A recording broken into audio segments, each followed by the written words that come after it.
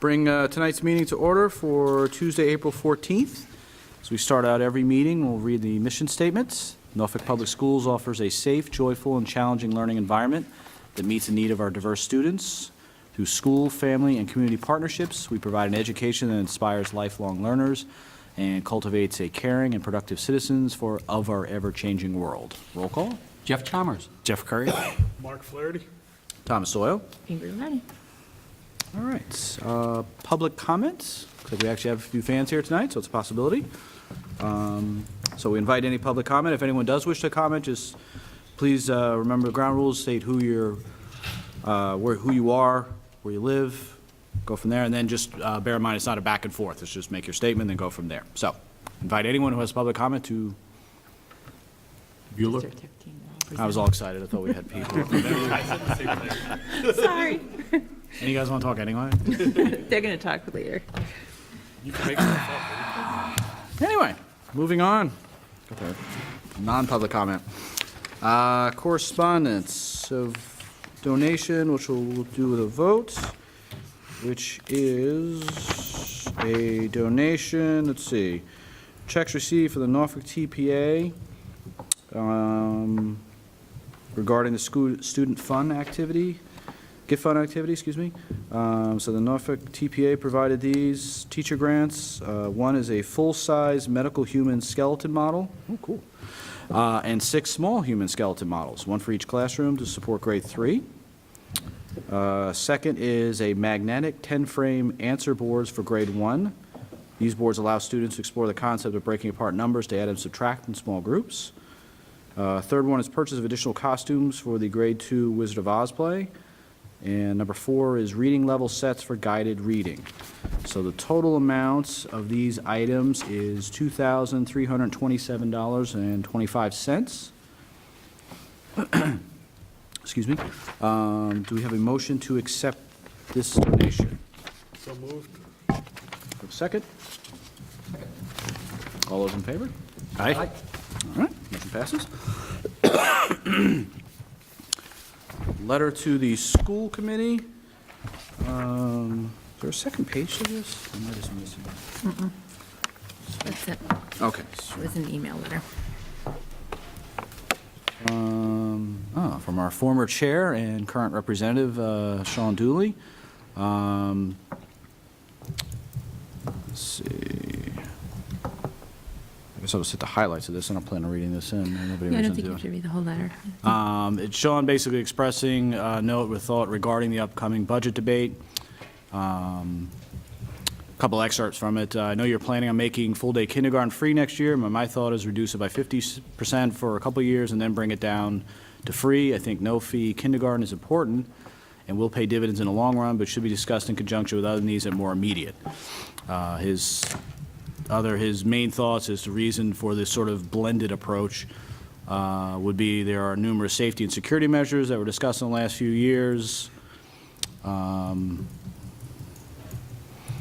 security protocol the school committee previously investigated was to purchase a more comprehensive visitor recording method where a person swipes their driver's license as they enter and exit the school, which produces a visitor's badge.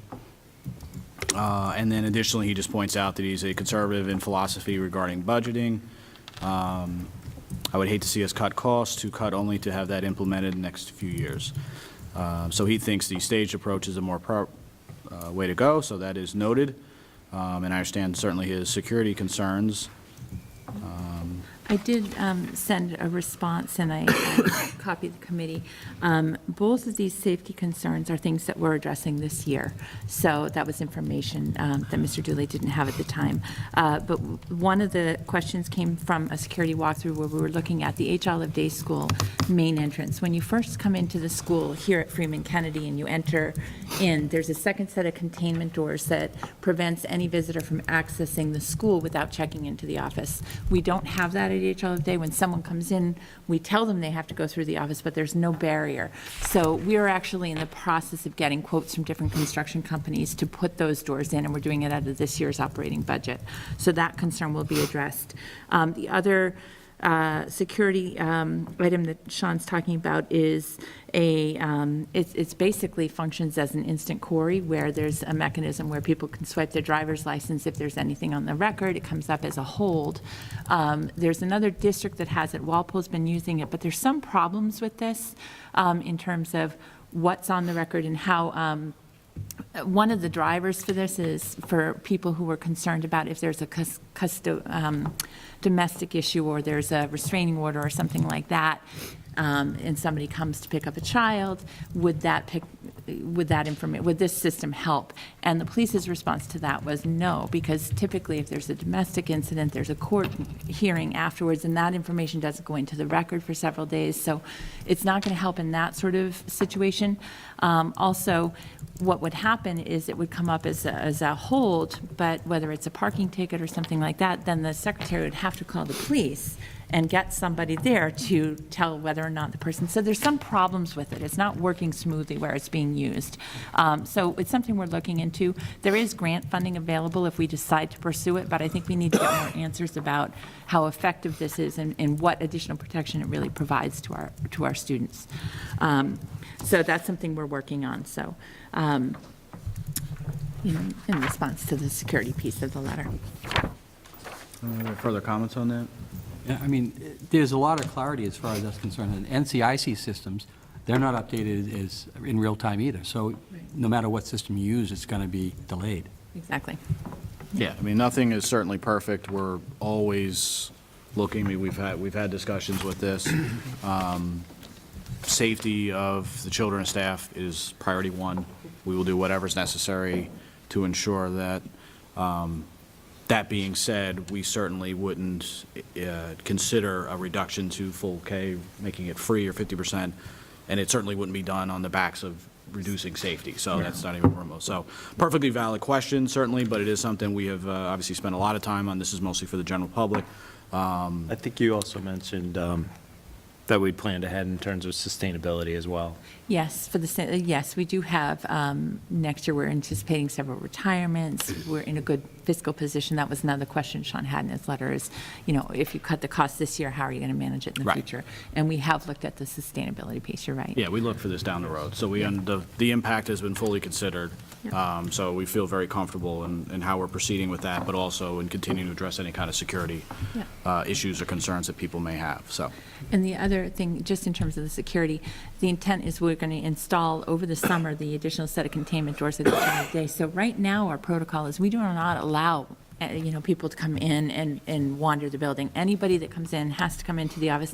They have to have a purpose. We don't permit people to go into the classroom unless they've scheduled an appointment, they're reading to a class, and we have verification that the teacher's expecting them. So if people are dismissing students, the students are called to the office. So again, that's why we're not sure that additional query system is really needed. Anyone volunteering or spending time in the classroom has to have a query already done and processed, and we know who is allowed to be in the classrooms in the office.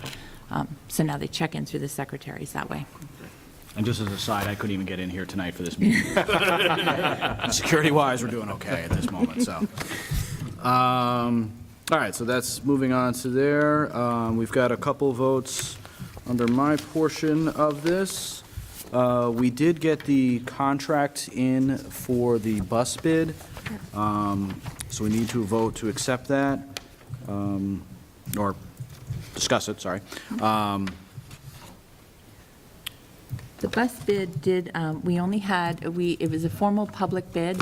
We only had one company submit a sealed bid that we opened. Holmes was the only company that put forward a bid. The bid price came in a little higher than the district was expecting. We were expecting, with the decrease in fuel costs and the possibility of eliminating the midday kindergarten run, that the increase would be modest. So we were expecting about $20,000. The bus bid came in $40,500 over last year's. In talking to Holmes about it, the reason that they are saying the bid's coming in so much higher is because they are going to be impacted by the new new laws that require them to provide an hour of paid leave time for every 30 hours worked for employees. So in effect, over the course of the year, all their drivers will be earning a week to 8, between a week to 10 days of additional paid leave time. This is the first time they've had to absorb that cost, and that's the rationale for part of what is driving the number up in terms of the bid. I did give you the past history on the bid, too. If you look on the second page, you can see typically the escalation has been much more modest for them. From the last contract in 2012, the increase went from 432 to 445. So historically, the increases have been fairly moderate, and they've been fairly good to us. So we have a motion on this, and then obviously we can discuss it further. So moved. Second? Second. Further discussion?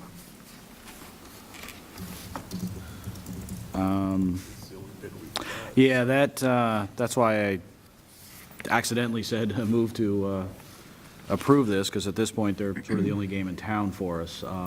We could reopen this again, put it out to bid again. I don't know if anything really changes. So some increase, obviously, we did expect. This is more than we did expect, but I don't necessarily know what alternative we have, and I'm more than happy to, if anyone has a brilliant thought, now's the time, but Ingrid, how long have we been working with homes? I know it's been a considerable amount of time. I was going to school. I'm not sure on that, Jeff. I know that we've had them, I gave you the last few contracts, so at least through 2009, but it's been a lot longer than that. And they've always been really Fair. good to the town. yeah. And certainly what this is, I mean, this is not unfair by any means. I mean, we had hoped, because as Ingrid mentioned, through the fuel cost, we thought we would see just a modest increase. We did not consider the fact this law has been passed. They do need to now factor into their math. I don't know necessarily what the impact of that is, but they obviously have some concerns about it, so, okay. So that's kind of where it stands.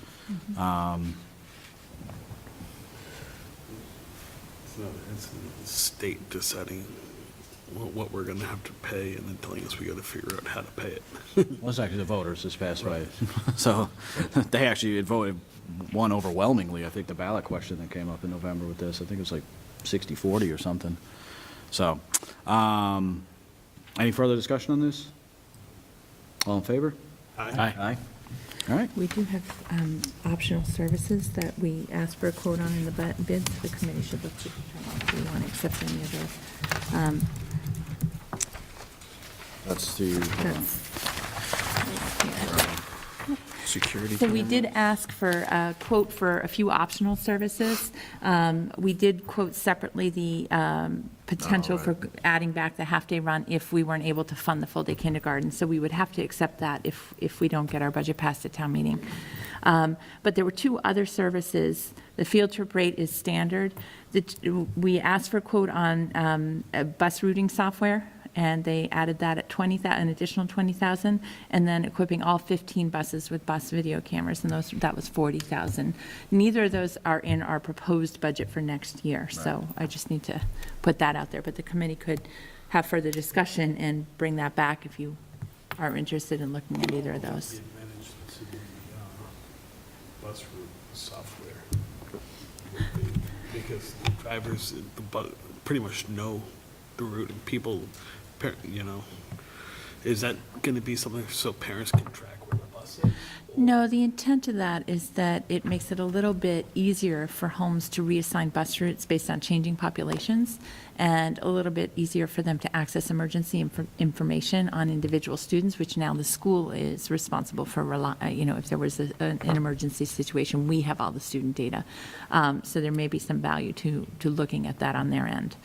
But again, as I said, the bus contract bid already came in about $20,000 over what we budgeted for. So this would, if the committee voted to adopt any of these additional things, there's a budget deficit that we would have to figure out how to fund. Yeah, we don't have either of these items considered at this point, so.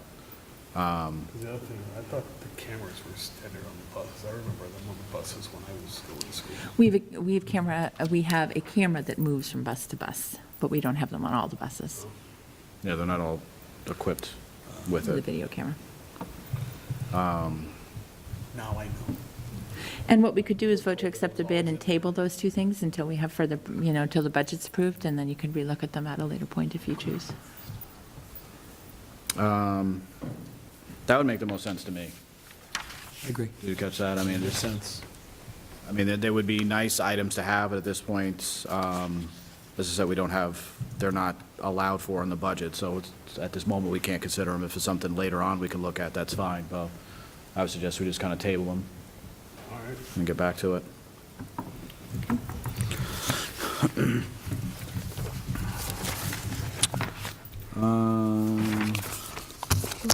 Next one is the school choice. Actually, if you want to give the background of that, Sure. probably make more sense. I'm also fighting something. I want to keep coughing the whole time. Okay, so every year, the school committee is required to take a vote on whether or not to participate in the state school choice program. The Norfolk Public Schools policy is not to admit non-resident students. So that's the policy that we currently have in place. And the reason for that is that the committee's historically preferred to keep low class sizes. If you admit non-resident students, it can increase the class size. The advantage is that you do get additional monies from the state per student. However, the cost of educating the additional students often exceeds the money that you would generate in revenue from the state. So the school committee's policy is not to admit non-resident students. However, we still have to annually take a formal vote if you want to remain with the current policy or if you want to consider entering into the school choice program, the results of which I have to report to the Department of Ed by June 1st. As way of background, the years I've been on the committee, we've never voted for this, so that gives you 5 years' worth of track history, and then beyond that, I'm sure it existed as well. Do we have a motion for this? So moved. Do we have a second? Second. Any further discussion? All right, all in favor? Aye. Aye. Okay. Last item I had, I attended the joint chair meeting last Tuesday, in fact. So it's with the school chairs of the 3 towns as well as the regional district. 2 primary things we looked at. One was in the future, so not the 2017 February break. No, sorry, excuse me, not the 2016 February break, but in fact, the 2017 February break, looking at the possibility of everyone working together and eliminating that break in its entirety. Okay. That obviously would require a lot of discussion.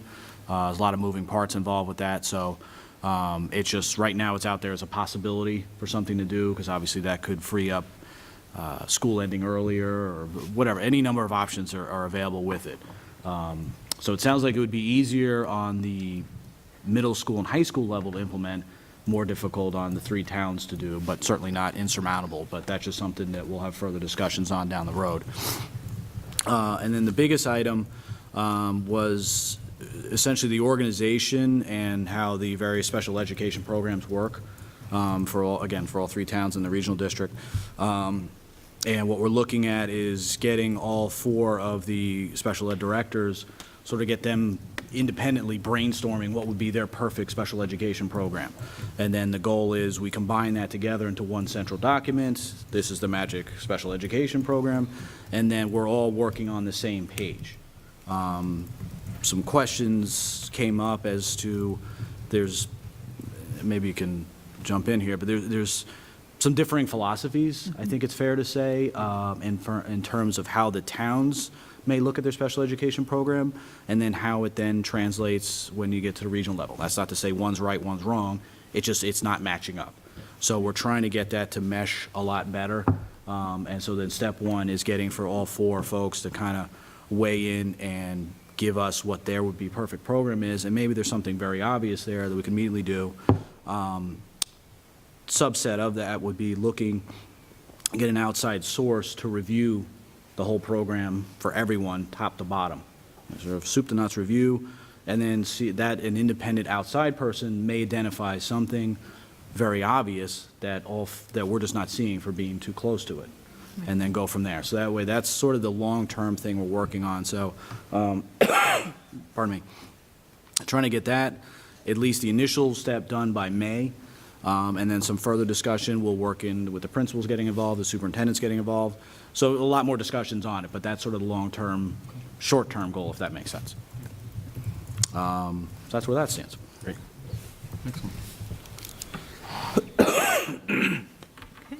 That's all set for me. All right, great. If the committee doesn't mind, I'm going to rearrange a few things on the agenda because we have our tech team, our whole tech team here tonight. I'll introduce them all in a minute. And they are here to present to you a snapshot and highlight of what some of the different initiatives and things that we have going on across the district have been this year. I thought it was really important for the team to present. In our last year's budget, we restored a technology integration specialist position. We have a new staff member in that role. We've also had some additional funding for technology equipment. We have some grants that have come in. We have been working on developing a scope and sequence and a full technology curriculum. The Norfolk Community League donated money that was used to purchase a 3D printer, and we have had some members that have been working on a curriculum for that. So I thought it was really important because this committee has supported the additional technology purchases as well as the positions for you to see how that is looking in the schools right now. So I will introduce the members, and then they're going to come up and present, and we can go in the audience. So we have Mike Yang here tonight, who's our District Director of Technology on the school and town side. Mike, just wave to people so they know who you are. Go, Mike. All right. We have Robin Fusari, who's one of our new technology integration specialist. Trish Kelly, District Data Specialist. We have Mark Peasy in the back, who is technology and primarily based at the HL of Day, and Raphael Sardi, who is primarily based at the Freeman Kennedy. And I'll turn it over to them, and we can give them our seats.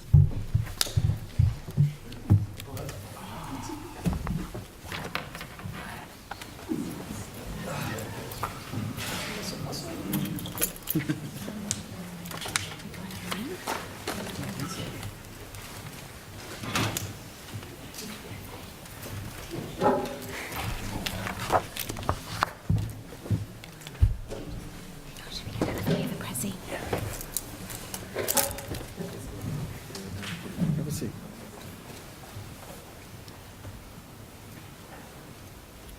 Okay, thank you for having us. To start off, I'm going to introduce the technology team members again. I'm Michael Yang. I'm the director of the technology team. And we have Ms. Trish Kelly, who is our data specialist. And we have Ms. Robin Fusari, who is our integration specialist. And we have Ms. Bonnie O'Connell, who is also an integration specialist, but she's not able to be here today. And we also have Mr. Raphael Sardi, who is our district technology specialist, and also Mr. Mark Peasy, our district technology specialist. So we're going to start off stating our philosophy. I'm just going to read it off the board. Norfolk Public Schools thrive to foster student-centered discovery and collaboration through child-led inquiry, analysis, and presentation. We do this using a range of tools that allow for dynamic and evolved learning and thrive to enable students to extend their knowledge beyond their classroom walls. Next, we're going to start talking about data. Ms. Trish Kelly. Thank you, Mike. I'll operate this if you want. That's okay. I'm good, thank you.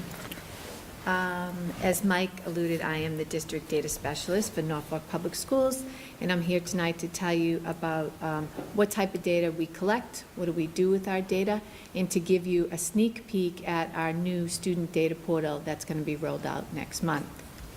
As I begin my presentation, I would like to start with a quote from Victoria Bernhardt, who I think is a data guru in education. And this slide really exemplifies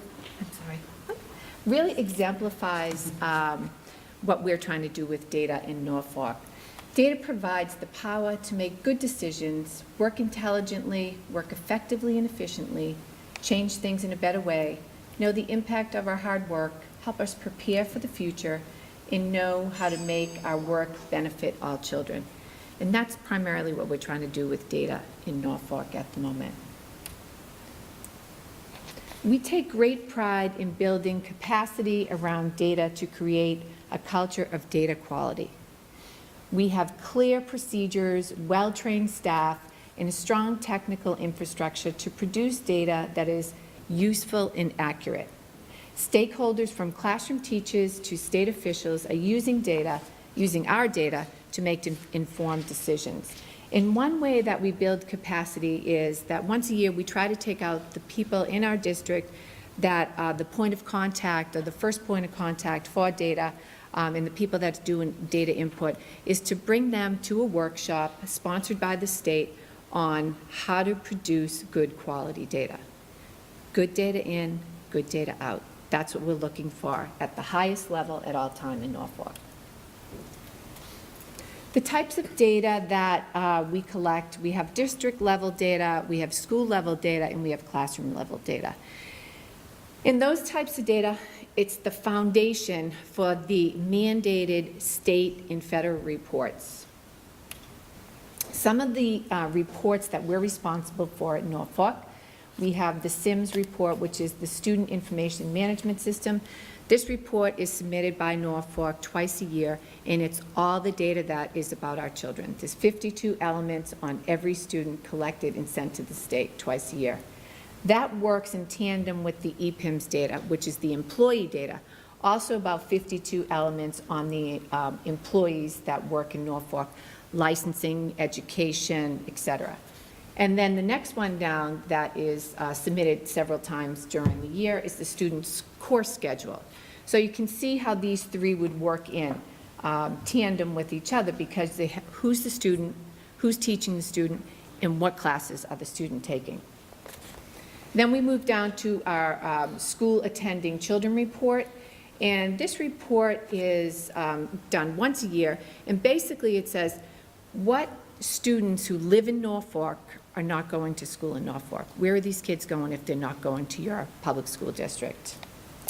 The SSDR report, another state mandated report, it's all of our school and safety discipline issues. Those go up once a year to the state. The McKinley-Vento report is the report that captures all homeless students that are registered in a public school in Massachusetts. So this report, sad to report on, had, I think last July, in our little tiny state of Massachusetts, we had 15,000 children, K-12, that were homeless, that were registered in public schools in Massachusetts. The last report is our civil rights report, and that goes up to the federal government once a year, and that is to make sure that we are in compliance with all the civil rights laws in public education. So our data is used for all of those reports, as well as our Chapter 70 reimbursement. So the data that we collect goes into that. It goes into our state and federal grant calculations, circuit breaker reimbursement calculations. It evaluates current education practices and programs. It creates data-driven dialogue, and it drives instruction. And with the data, we also track students over time to determine educational progress and monitor programs. And it also helps us anticipate district employee needs, employment needs. So before I get to the student performance data portal, it's what I wanted to let you know is so many school districts throughout the United States have been looking and looking and looking for something to house student data in one place, so that the data is accurate, it's useful, and it's quick to find. Oftentimes, data lives in separate silos, whether the math department has the data here, and then the SPED department has data here, and food services has data here about the child's allergies. We want all the data into one portal, and everyone's been looking for it. And the tech team has done an awesome job over the last 18 months researching different new products that are available for a data portal. And I think we found something that's going to work for Norfolk. And after a lot of hard work, we are looking forward to rolling it out in May. So I want to show you this little clip on the new product called Baseline Edge. And it's going to house all of our student data. Let's just take a look at this for a minute. What if you could provide teachers and administrators an extremely easy way to access and analyze all of your important student data in one place? The Baseline Edge Student Learning Analytics solution allows you to more efficiently use your valuable student data to make the best informed decisions for each individual student. Personalized learning works, but you can only personalize the educational experience for each student if you, number one, bring together all of your data. You need to have a clear understanding of what they know and what they are struggling with based on all available data. And two, use that data to develop individualized success plans based on best practices, great content, and then systematically monitor the progress. Longleaf has worked side by side with educators over the past 3 years to build the most intuitive and innovative way to use student data. We've learned what educators need by sitting side by side with them in countless data team meetings, PLCs, and intervention discussions. This is what we saw at our first school installation. Most schools have some form of manual data wall that they are using. Killam Elementary School is a national blue ribbon school with an outstanding leadership team. We learned at Killam that data meetings require large investments of time to sort through reports from different data systems to group students based on need. They then discuss each group and each student to determine appropriate intervention. Much of the time spent in these meetings was spent on the data, leaving less time dedicated towards discussing what we were going to do for each student to help them drive their achievement. Baseline Edge focuses on solving those challenges. Making student data access intuitive and efficient maximizes the time spent on these very important individual conversations and makes data meetings much more effective. Educators are a relational and visual group of people. They are great at making connections with individual students and building those relationships. What they see every day is a classroom full of faces. Baseline Edge has built the student data experience around this concept. Instead of giving them reports or spreadsheets with rows of students and columns of numbers, we give them the ability to sort the students' faces based on all available data from multiple sources. This intuitive design has dramatically cut down on time spent requesting student data and increased the use of student data by all educators. We are providing data at every level in the best and most appropriate format. Central office and school administrators can see elegant dashboards that provide great summaries of performance. Individual teachers and data teams can explore huge amounts of individual data points on students in seconds. This data experience provides the best environment to really use data to drive achievement in every student. Over the past 20 months, Baseline Edge has been implemented in over 1,200 schools across 200 school districts in several states. It's helping all of these educators and administrators transform their valuable student performance data into individualized actions to drive achievement.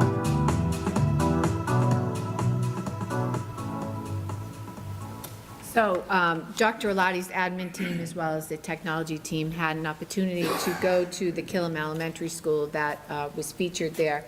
We made several visits there, and we sat with that whole group, and we really feel that this project is going to work really well for Norfolk. So hopefully next year at this time, we'll come back with some feedback for you on how it's going.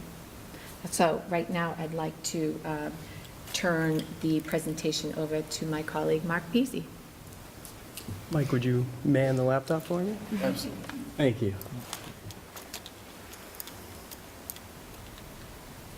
All right, hello, my name is Mark. I'm a tech support specialist at Norfolk Public Schools. I wanted to highlight some of the ongoing professional development that we have at NPS. At the beginning of this school year, teachers were asked to complete an online survey which would determine what areas of technology they felt they would benefit from professional development. With the results from this survey, we were able to tailor PD sessions that were focused on these specific areas. This year, we offered a 3-part professional development series on Google Drive. And previous from other professional development sessions we've had, we used a flipped classroom model for this, where the staff members were given access to training videos and how-to documents a week before our scheduled in-school sessions. This was beneficial to both sides because we were able to focus our PD on areas of concern and maximize our limited time with the staff members. The tech department also led workshops during the January Professional Development Day, which included smartboard training for substitutes and paraprofessionals, and utilizing Google Drive to enhance teacher learning. Every member of Norfolk Public Schools also has access to a website called NPS Training Documents. Here they can access various how-to docs that are available for print or download, or step-by-step video tutorials on a growing number of topics, including the Google apps, their individual teacher websites, Apple applications, and much more. These guides are available to help solve everyday computer issues and to learn how to use new resources. Any PowerPoints from previous professional developments can be found on this website, and teachers can access these guides on their own time, at home or at work, which is a very empowering resource. Thank you. Okay. My name's Robin Tusseri, and I'm one of the technology integration specialists. I'm a former 5th grade teacher and now expanding my walls beyond the grade 5 classroom.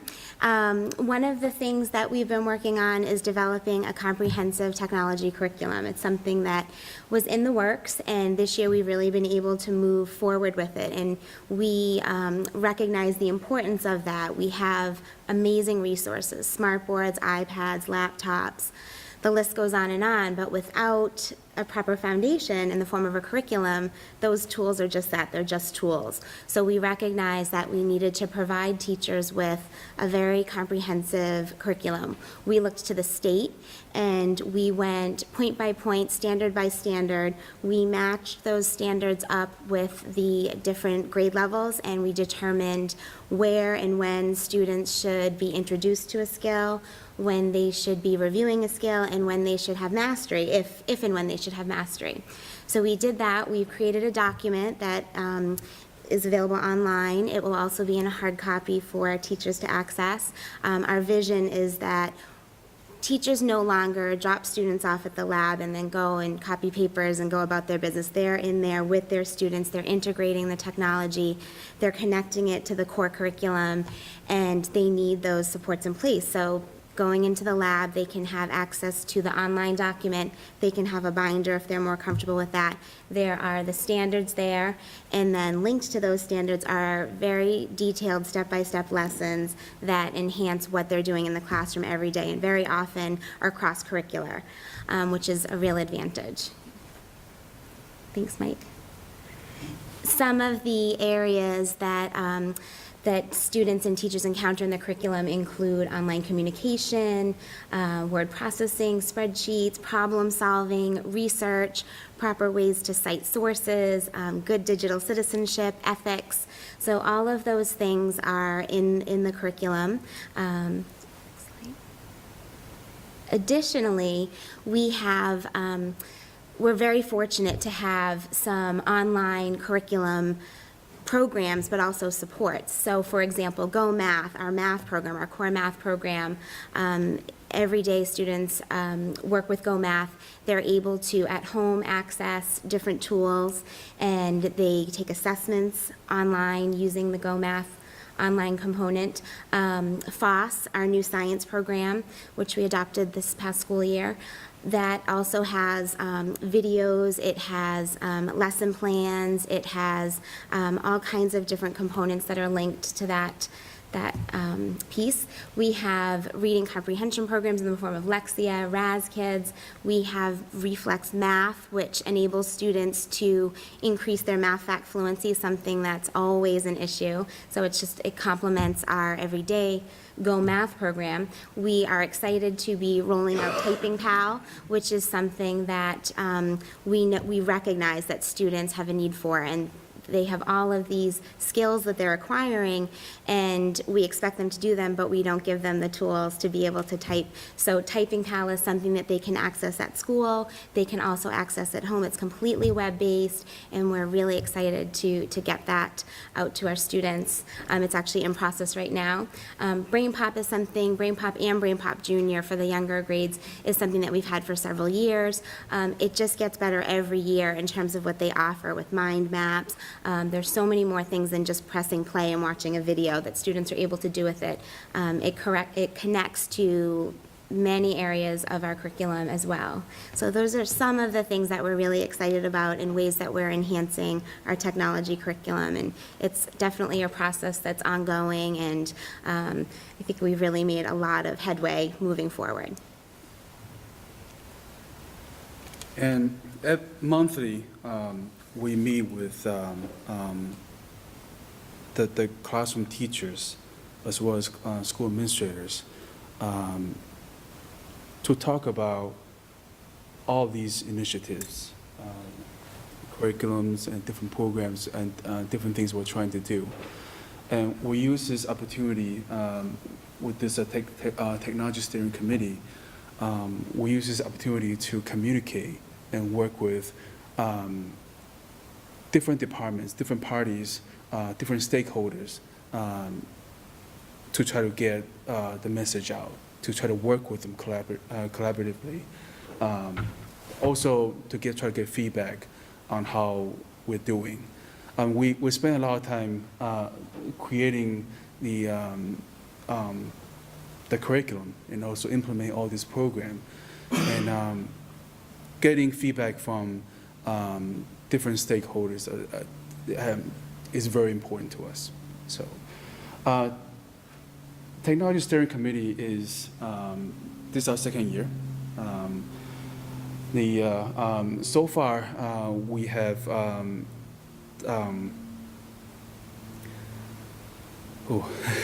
AUP. Yeah, we have worked on a few different things, such as the acceptable usage policy, and we have worked with them on the technology night that's coming up, even digital learning days, the digital learning day, and we have gotten very positive feedback from different members. So, shoot. Google Apps. Beginning in third grade, we're working to give every child access to Google Drive. Within Drive, students have the ability to create dynamic and collaborative works that take a fundamental word processing tools that they've learned in the earlier grades, and they can take those skills and create projects that promote group-based learning and child-centered projects that extend beyond the classroom walls. We've been working to get that out and integrate it and expand that project, and hopefully by next year we'll have every child from 3rd through 6th in some way using Google Drive in order with their classrooms, and using Google Classroom also. We'll be rolling that out further. In addition to that, this year we did Hour of Code. As educators, we need to prepare students for the future, and computer science jobs that don't even exist yet are the future. In December, students in grades 3 through 6 were given the opportunity to take part in a worldwide initiative that exposed them to the world of computer science through coding. We built a website that the students are accessing that linked them to several different coding activities at a variety of skill levels. And we also, so that being said, we're committed to providing opportunities for our students that will continue to expand and grow their knowledge of computer science. We have lots of kids that were inspired by this and continually access that website, and whenever they get the opportunity in class, they're not, rather than free reading or something like that at the end of a computer class, they'll pull up the Hour of Code website and they'll plug away at that a little bit more. We're finding more and more kids are inspired by that and are interested in the critical thinking and the projects that they get to do with that. Digital Learning Day. Sorry for that screenshot, Ingrid. Digital Learning Day is a national day for schools to highlight great teaching practices using the latest and greatest in technology. We feel at Norfolk that almost every day is Digital Learning Day. And for our second year participating in Digital Learning Day, we wanted to do something different. And we decided to take the students on a digital field trip to learn about their own community. To give the students an authentic, class field trip vibe, we even took dashboard videos of a car traveling from the schools to various locations in the town. Stops included the town hall, police and fire departments, council on aging, the library, and the DPW. When the classes arrived at these locations, they would watch pre-filmed interviews made possible by many of the community members, such as Jack Hathaway, Paul Vito, and Norma Shruhan. There were pre and post questions during each location stop that in order for the students to move on to the next location, they would have to correctly answer the questions. So through the use of various technologies, the students were able to embark on a engaging educational journey throughout their own town, all while in the comfort of their own classroom. It was a very cool project to undertake. And also, another new project we had, thanks to a donation from the Norfolk Community League, Norfolk Public Schools received its very first 3D printer. For those of you who don't know, 3D printing is the process of making three-dimensional objects from a digital file. The creation is achieved through the additive process, where the object is created by laying down successive layers of material until the object is completely created. This year, we offered a 7-week after-school pilot program on 3D printing. Dubbed the CityX project, we had a project that taught basic 3D modeling, printing, and design thinking skills to highlight the importance of creativity and problem solving.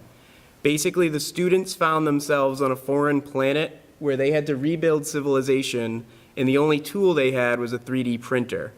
Working in groups, they would select one citizen from CityX who had a problem and needed a resolution, and using their imagination, groups were asked to design and build a new invention that would help the citizens. Students began by drawing their invention, and to which then they molded it in clay. From there, we used online CAD software called Tinkercad, which is similar to what architects use to design blueprints, to create their 3D designs. Once the designs were inspected, they were sent to the 3D printer to be brought to life. This example of project-based learning allowed students to work collaboratively through the design process. It also enabled them to work through a process of problem solving that can be applied to everyday life. And although we are in the early stages of adopting this innovative technology, we are excited at the opportunity to get 3D printing involved in the schools. And just to add that about this 3D printing class, that Raphael, Robin, and Mark, they donated time in making this happen. It's also, we want to say thank you to Norfolk Community League, first of all, and second, that they volunteered to donate the time to do this. Thank you guys very much. And Mike, the students too, we had 5th grade students and they were so excited and they just took things to a level that as adults, like our imagination kind of tops off at a certain point, and they just took it to a whole new level. All right, that's a little hard to read. This slide, I want to talk about the replacement cycle for all the hardware that we have. I'm actually going to read it. The replacement cycle will be 6 years with mid-cycle upgrade for faculties. And the mid-cycle upgrades will consist of hard drive and memory replacement to extend the lifespan of computers. Traditionally, computers are usually replaced between 4 and 5 years. However, with Apple computers, they have a longevity built into it. The quality of the machines are exceptional. That's why we are proposing a 6-year replacement cycle. Because of the advancement in programming and technology, we need to do the mid-cycle upgrade just to keep up. For example, the hard drive we are replacing from a traditional mechanical hard drive into a completely digital hard drive that has no moving parts. They call it a solid-state drive, or SSD. That is much like a thumb drive that we use, just in a much bigger version. The data access is extremely fast, and that's what makes these computers much faster than the ones with traditional hard drive. So.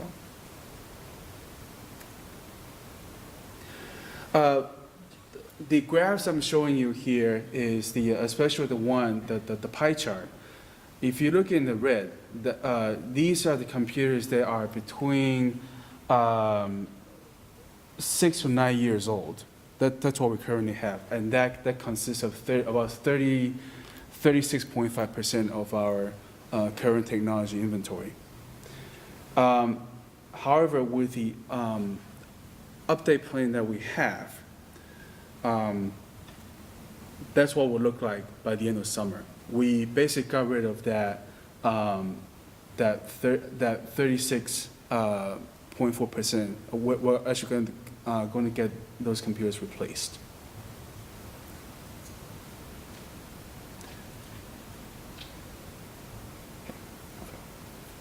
We currently have, at the Freeman Kennedy, a computer lab that consists of 25 desktops. Children can go down to there, and they periodically do bigger projects like movies and different testing and things like that. That's kind of our central basis for all of our assessments and beginning, middle, and end of year tests. Gives the kids the opportunity to have a space where they can have a controlled environment for taking those. We also have a laptop cart that's available, so that's 25 laptops per grade level. In addition to that, we have 25 iPads that are available to every grade level. So the teachers will sign those out periodically and be able to do projects within their classrooms using that equipment. We were lucky enough this year to change our video projection system in the cafeteria to a rear projection system. We had issues with lighting in that room. So this gave us the ability to, by projecting from behind the screen and through, cut down on the washout of the bulb, and use that space a lot better. We also continue to work with our wireless deployment in this building so that we can support it, support all of the mobile devices that we have, and we're working to beef that up both here and at HOD in order to cover the expanding mobile devices that we have. At HOD, we currently have one iPad cart, one MacBook Air cart, and a computer lab, all of them consisting of 25 devices. The iPad cart, we've actually moved over to more of a sign-out in groups of 5, so that the children can do smaller group learning and things like that in their classrooms. With the limited devices that we have and the higher demand at HOD, by sectioning the 25 laptops up into, the groups, teachers can share them better and use them in multiple classrooms at the same time. We're hoping that we'll be, with the expansion that we're doing over the summer, have the ability to add that extra MacBook Air cart and be able to support the children with their curriculum that we're mapping and everything in their classrooms better. We're also working to install more wireless as HOD. So here we're looking at the current wireless map there. We have a full coverage, but with the rolling out of new devices and things like that, we'll have more clients. So we're going to be adding an additional 6 to 7 or so access points in order to have better redundancy of wireless coverage and accept all the clients. I mean, at any given time, we have easily 600 or so devices in every building, including, all laptops and phones and iPads and things like that, and that just continues to grow. We are also speeding up our internet, and I don't know if Mike wants to talk about that a little bit. Oh, I do? I just wanted to mention something about resources too. One of the way that we manage teachers signing out resources, we use Google Calendar, and that enables us to see what people are using, and that's actually how we figured out at HOD that signing out the full iPad cart wasn't really happening the way we envisioned it. People wanted to take a couple of iPads at a time to facilitate centers, learning centers. So together we kind of thought outside the box and came up with these 5 colored bins that people sign out. Now that's the calendar reflects that. They can sign out 5 blue iPads, 5 green iPads, and it's really increased the amount of people using the iPads, which is great to see. At the, for the next fiscal year, we are planning to increase our internet speed, going from symmetrical 150 megabits downloading, uploading speed to 300. That's in the making right now, pending the discount approval. So we're applying for E-rate. So we're hoping to get that funding to allow us to upgrade to a much faster speed internet. Because that has to do with the increasing in computer usage, we need that speed. So, and with the I also want to add that the 36.4% that you saw, the red that's on the pie chart, the computers are currently mostly in off-day school, and by adding computer cards and replacing computer lab computers, that would refresh that 36.4%. So.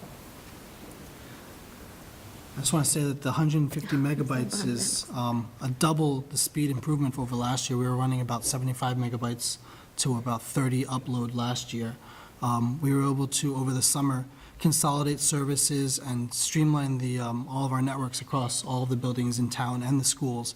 And then that, along with doubling the internet speed and possibly doubling it past that this summer, be able to support fully all of our media and all the other devices and things that we roll out in the classrooms daily.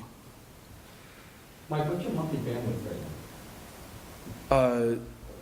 There is, actually, I don't really know, to be honest with you. Yeah, we haven't really really up looked there. into it, yeah. We're constantly running a lot of different, YouTube is used constantly, and a lot of our stuff is done over wireless. We're up in the gigs, I think, at least. All those curriculum. Yeah, and plus, I mean, all of our curriculum is web-based, so they're constantly on the web all day long. There's not a single classroom who's not using at least Go Math every day, and that's completely online textbooks and everything. Yeah, I think combined probably in terabytes. It's because of the a lot of information traveling back and forth, interactive contents and the file downloads and such. So, yeah, but I'm hoping the increased internet speed will make that traffic flow smoother.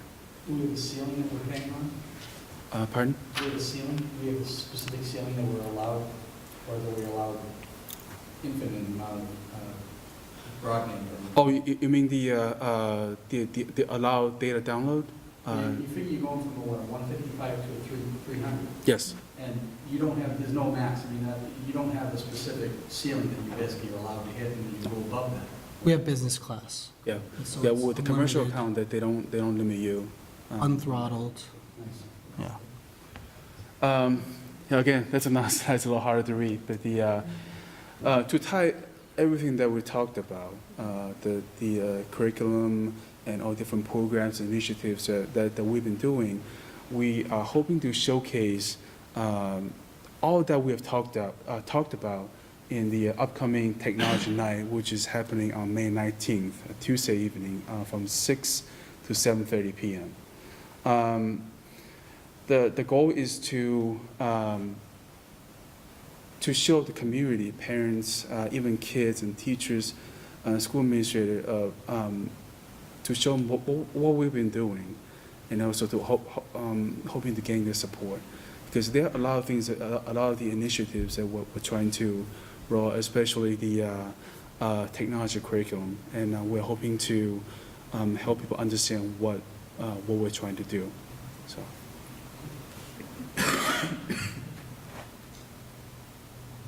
And that's our presentation. Thank you. Thank you.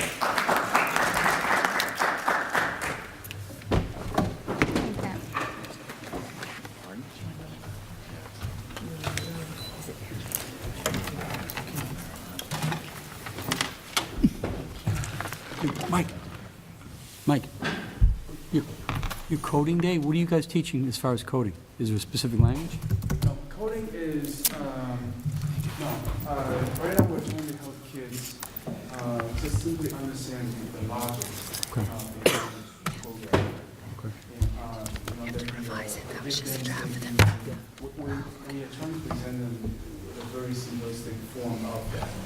You know, the if, not, then, Yep. those kind of things. So,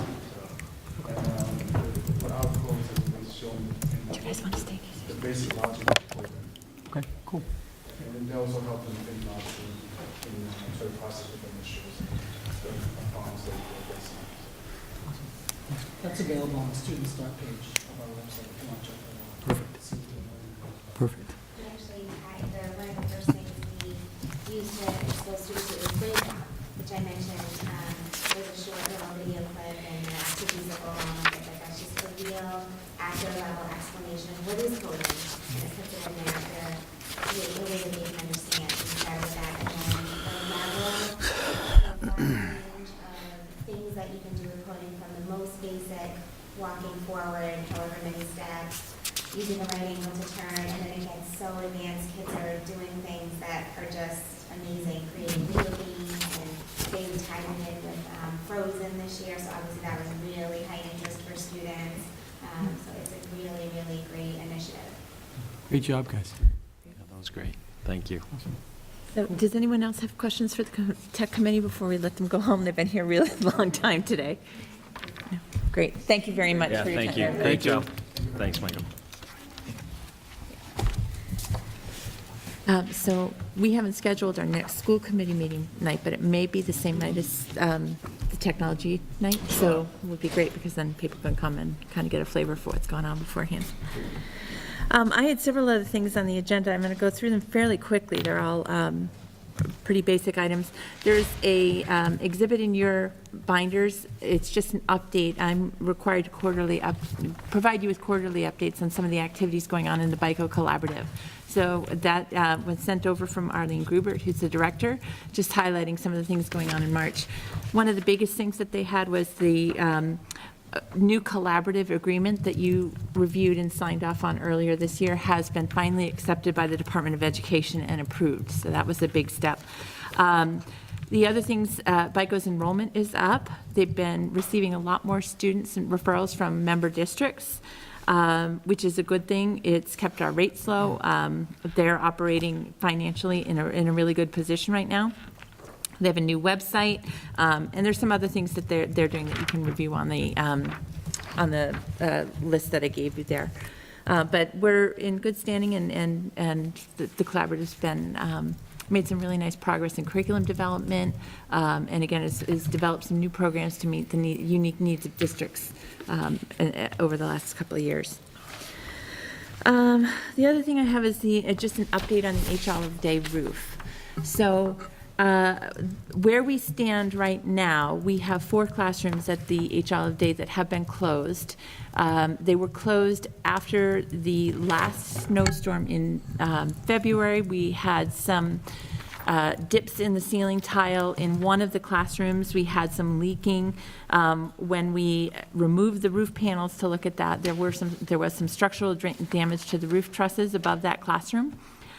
We brought in contractors over that weekend that opened the ceilings of every classroom. We had the building inspector here. We had a structural engineer check the entire building. It was just those 4 classrooms that are closed, 2 of which he said we probably could reopen, but we've decided not to until we get the work done.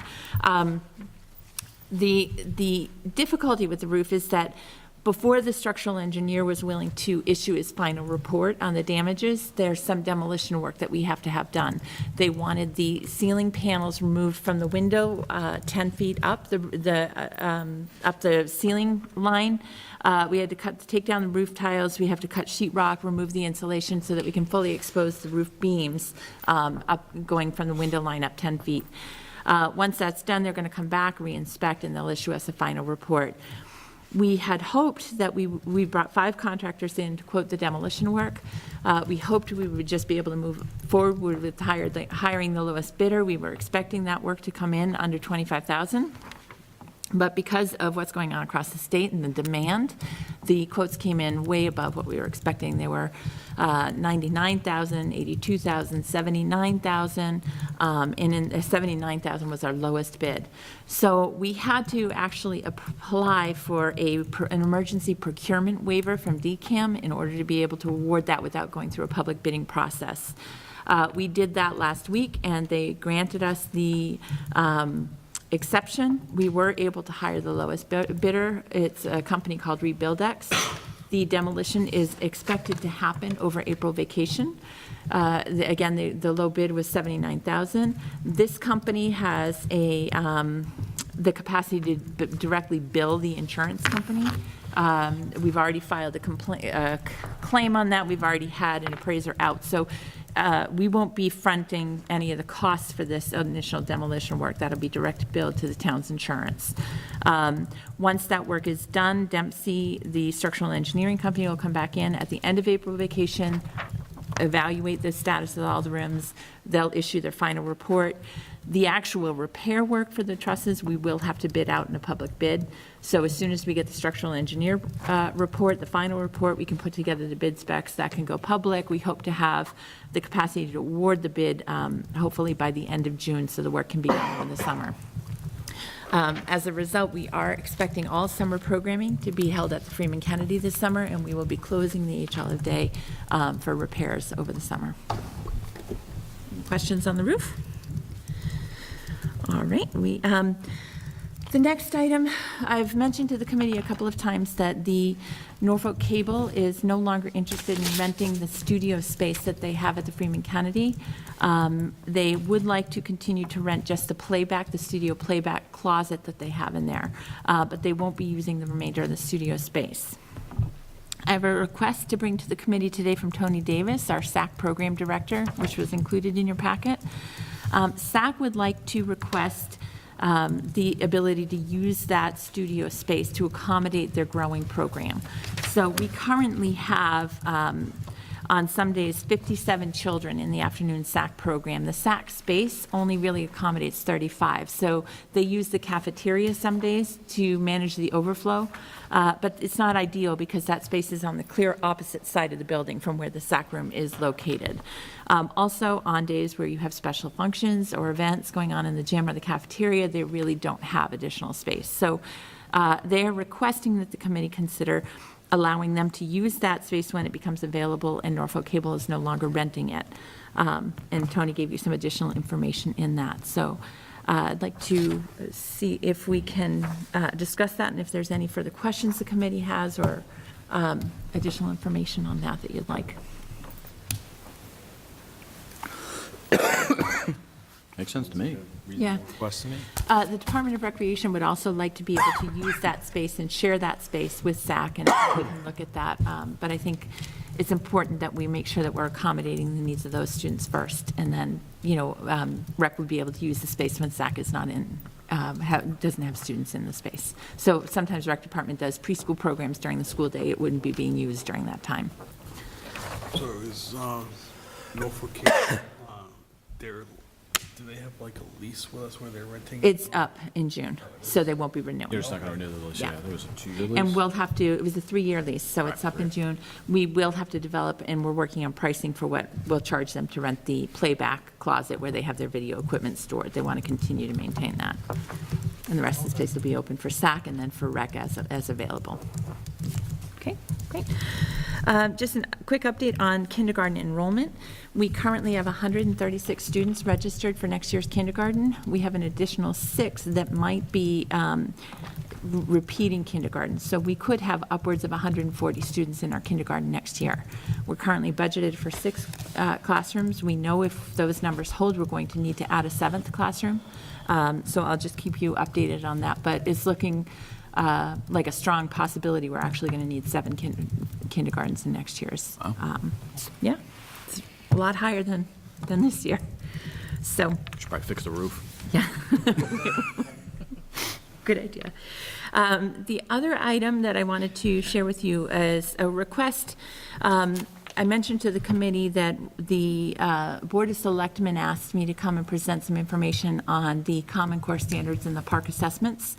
They had a parent who, Mr. Toohey, who I believe you've received some communication from, who had requested that the selectmen consider putting a non-binding ballot question on the fall election, allowing the community to opt out of participating in the park assessments.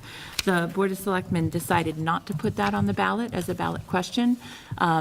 They did suggest to Mr. Tui that if he was able to get the required number of signatures from residents, then they would move it forward, but they weren't going to make an exception to the regulations that require 600 signatures for a ballot question. They did suggest that maybe we could look for alternate ways to create dialogue. Mr. Tui explained that that was his goal, was to create more opportunities for information for parents about the Common Core and Park.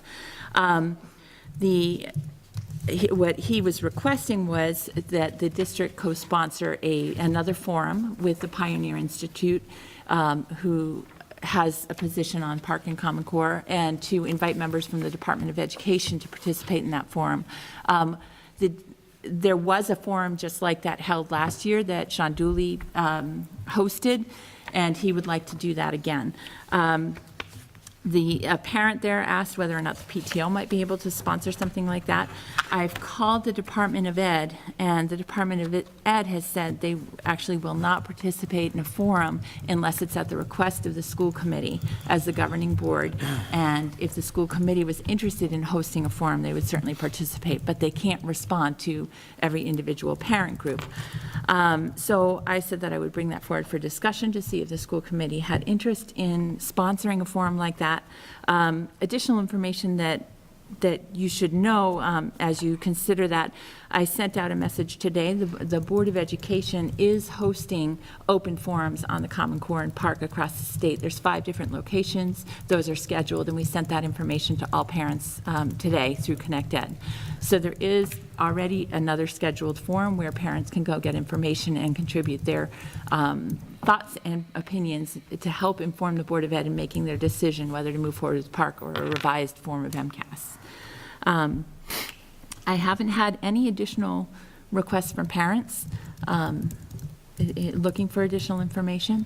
So that's the request, and it's open for discussion. As a committee, we already took a stance on Park where we voted Correct. to not participate when we had that opportunity. Correct. So, I don't know what good another forum will hold, because I'm kind of the belief that the state's going to do what they want anyway, regardless of what happens in these forums. Well, the state has scheduled five, as I said, public forums.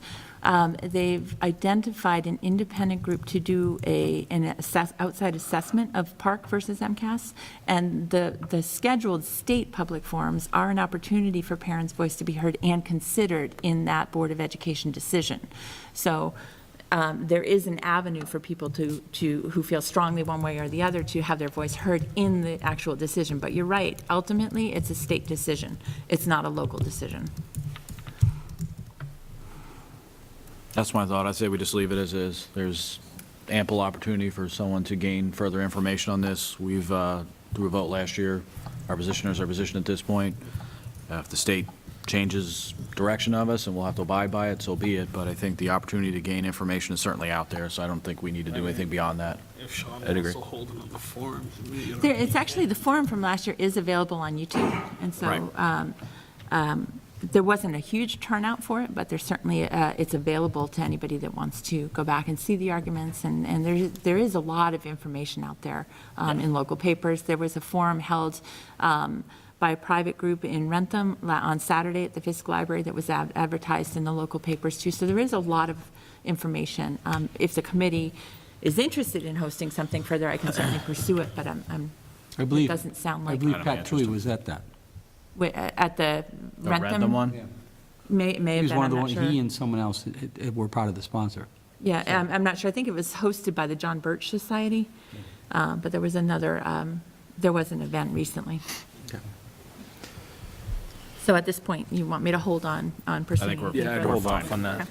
Yeah, we As don't a need, committee, we've already made our views known. Okay. I don't think there's too much more we can do. Okay. Then we have two vote requests tonight.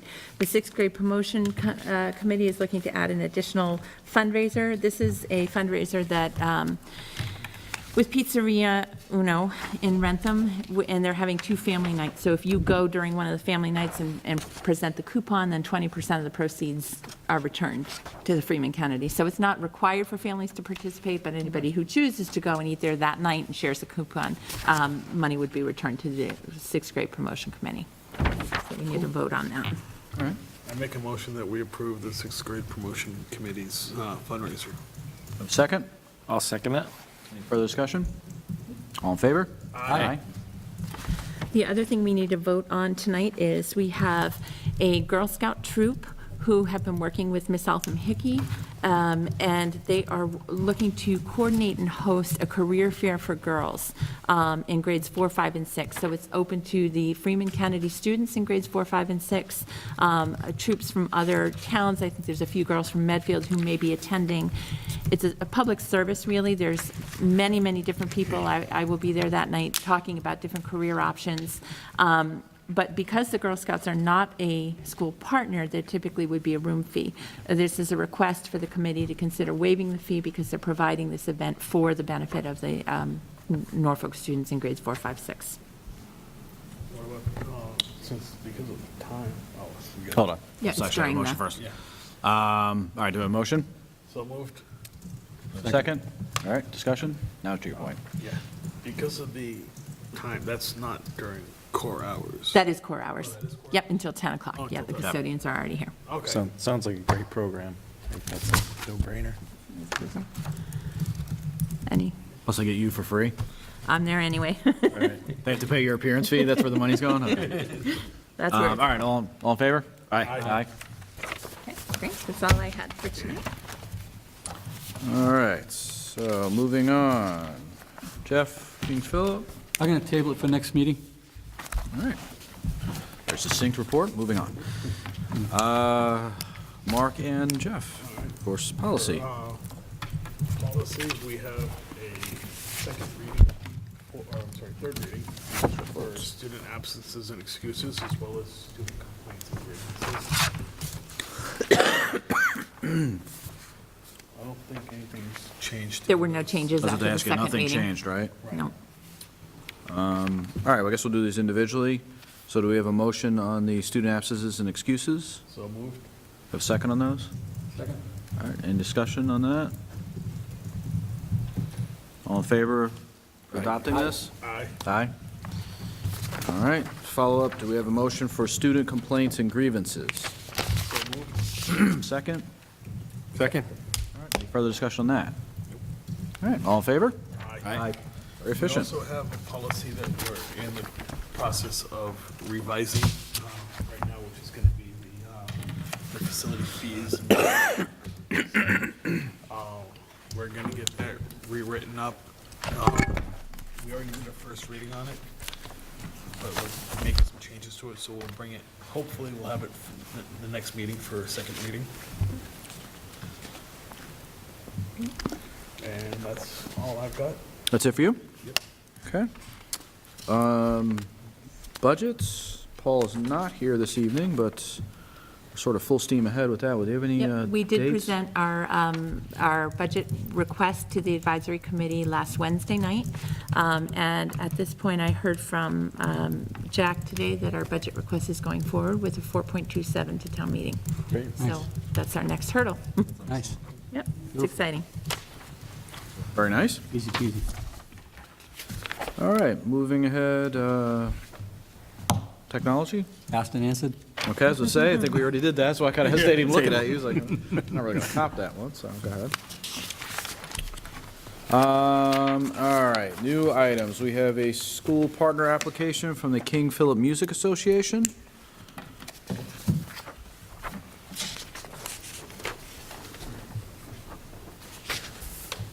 I did not actually realize, I assumed they had already been one? They haven't, and the issue came up that when they have special events like MICA and concerts that they want to make available, they don't have access to being able to send notices home to families. So that's really what they're looking for through the Partnership Noticeability. Association. Okay. So we haven't had, there's not an existing one? No. Not for King Philip, we don't have. I assumed there was, but evidently not. Yeah, all right. I don't Cool. ever, the last 3 years, I don't remember Wow, No. doing so. all righty then. All right, so do we have a motion to accept King Philip Music Association as a school partner? In stereo. Do we have a second? No second. All right, there you go. Any further discussion before Mark continues that? I'm trying to get ahead. You got to assume no further discussion, and all in favor? Aye. All right. We have, let's see, all right, we see, look over the meeting minutes from last meeting. Not much there. No question. So motion to accept that. So moved. Second? Second? All in favor? Aye. Aye. And then as noted, we right now have, oh, I'm sorry, we have a 7 minutes. we have a second set of minutes, excuse me, from our follow-up meeting from the, that evening, so let's do that one as well. This is actually for the full meeting, rather than just the budget meeting. So do we have a motion to accept the full meeting minutes from March 10th? So moved. Do we have a second? Second? Any further discussion? Seeing none, all in favor? Aye. Aye, okay. And then, as Ingrid noted, the next school committee night is scheduled for May 12th, which does correspond What's the town meeting? Town meeting, right. with that, so we'll check their calendars, I guess. I will be away on the 19th. I'll be in Charlotte. That'll also be the tech night meeting. That is the night of the technology, but It's the that night. ends at 7:30. Tech night is the 19th? 6 to 7:30, yes, May 19th.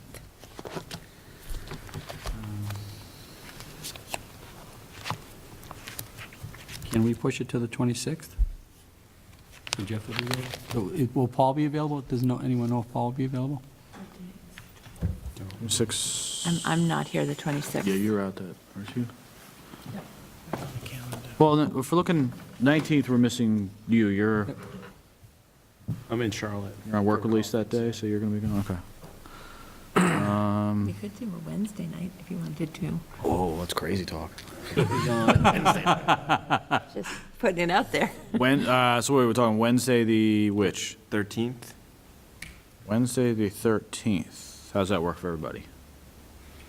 The only thing would be if town meeting goes into second night. Yeah. I was thinking more Wednesday, I don't know, the 18th, if that's, we I- still. Choice is. I'm in Charlotte from Sunday to Wednesday. I'll be back. You're quite the impediment tonight, aren't you? Actually, I would be back. It'd be tight, but I could probably make Wednesday night. The Sure. 20th? I'll be traveling back Wednesday. 20th, I have ZBA. The 18th, we're looking at Wednesday, the 18th. 18th? Wednesday, No, that Wednesday's Wednesday the the 20th. 20th. Oh, Wednesday's 20th, I'm sorry. The 18th would be a Monday. So you couldn't do the 20th. You're coming back from Charlotte on the 20th, so that doesn't make sense. So I'll let's be not do back that, the because 20th. that's, Well, what about doing the 11th? I think you want to wait till after town meeting to meet. yeah, we need to wait till after town meeting. So what about the 18th? Oh, you're not going to be. I have KP We school. can do Thursday, the 14th? Because that doesn't work for other reasons? No, that doesn't. Thursday. What was the original date of, 12th. what The 12th. Tuesday were you going to be in Charlotte? I will be, the 19th, I'll be in Charlotte. The 19th. And the 12th is So to our, town meeting. we're assuming Paul would be here, but I mean, if the three of us, we at least have a quorum, Paul then is extra. You want to just, Go with because it's not that we're moving, Stick like, with the there's 19th. always going to be something. Why don't we just do the Stick with 19th? the 19th? Okay. Okay. Does that work for everybody? Yeah. Ingrid, how does that work with 4 policy subcommittee? We'll have to You okay? schedule a different night to meet. But after the revisions we made Yeah, I'm today, trying to I'll get there email for it. them, and if you're both okay with them, I can get that ready for the school committee meeting, and then we can set up a, Okay. No, Yeah, I think well, we can- we I could can- also try to get here for it. That's just pretty tough for me to get. The here. next policy we have, we're still waiting for a legal opinion on the domestic leave piece, so I think it's okay to wait, to push that to June. Hey, Ingrid, the tech night? Yeah. I've got 6:30 to 8. No, it's No? 6 to 7:30, I think is We what can it's look got. in the packet. I'm just going off of our last school technology I committee think it's 6 packet. to 7:30. Mentioned, but it's. Wait, we just decided the 19th of May? I just want to make sure I have the right date. Yes, Because just my 19th. calendar just ate that, so sorry. 7:30. Perfect, awesome, thank you.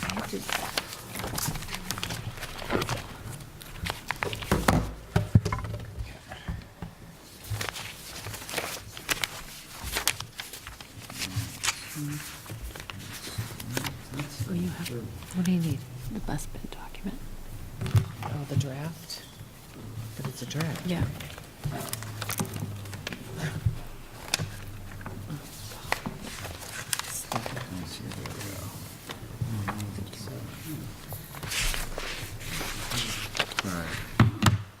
Right, can I just jump back quickly out of order to the bus bid document?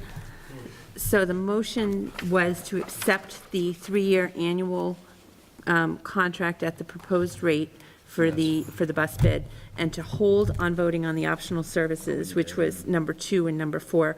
We should vote, though, three? on 3, Right. which is to accept the field trip rate. I'm sorry. Donna mentioned that. Okay. Does that, That's a standard rate. That's pretty much, it's pretty close to what we pay okay, now. so So we would accept we need a that. motion to accept it for the total bid of 1.609 and 200,000, and then also separate the proposed field trip and school-sponsored trips, which will be $4 per mile plus $70 per hour. So moved. We have a second on that? Second. All right, assume no further discussion. All in favor? Aye. Okay. Thank you.